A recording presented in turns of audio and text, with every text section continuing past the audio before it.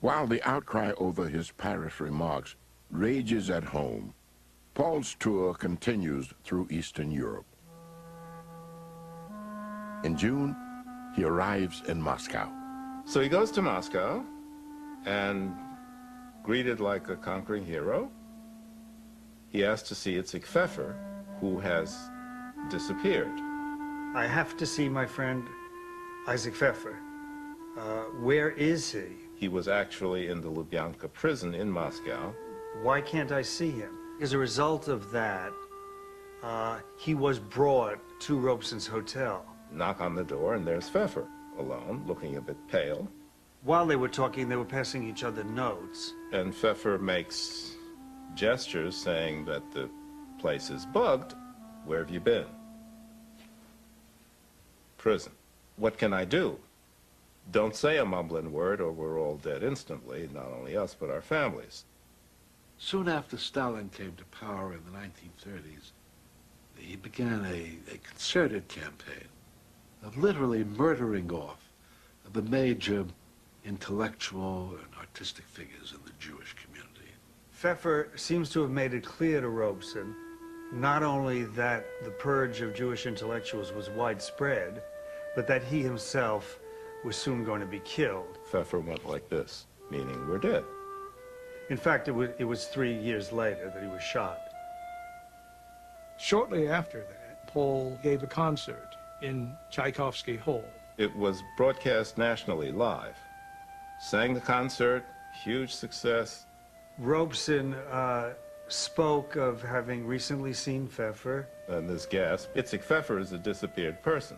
And when it came to the encore, what Robeson sang was Zog Nit Keynmol, the song of the Warsaw Ghetto resistance. Zog nit Keynmol als du gehst dem letzten Wege, wenn Himmeln bleien verstellen bläue Tege, weil kommen wird noch unser ausgebänkte Show, uns wird beugt und unser Trott mir sein in Blut. Never say that you have reached the very end with leaden skies, a bit of future may portend. For sure the hour for which we yearn will yet arrive, and our marching steps will thunder. We survive. That he sang in Yiddish. I think it's one of the most incredible moments in the history of that regime. The final years of Stalin, this issue, introduced by Robeson publicly through the singing of that marvelous song, results in that controversy for that evening. Nos hat der Volk zwischen Fallen dekadent, das Lied gesungen mit ner Gannes in die Hand.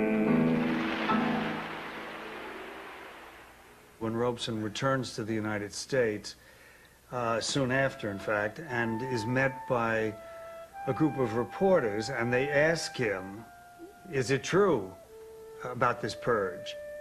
And Robeson said, I have no idea what you're talking about. I recently saw Isaac Pfeffer, for example, and a number of my other friends. There is no such purge.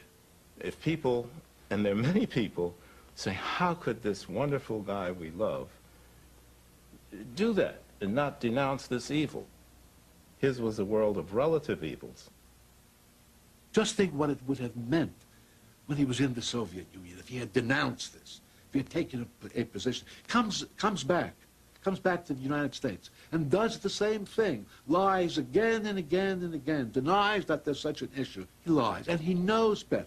He was not about to come to the United States and criticize the Soviet Union, which in his opinion was a barrier to world domination by the right wing of this system.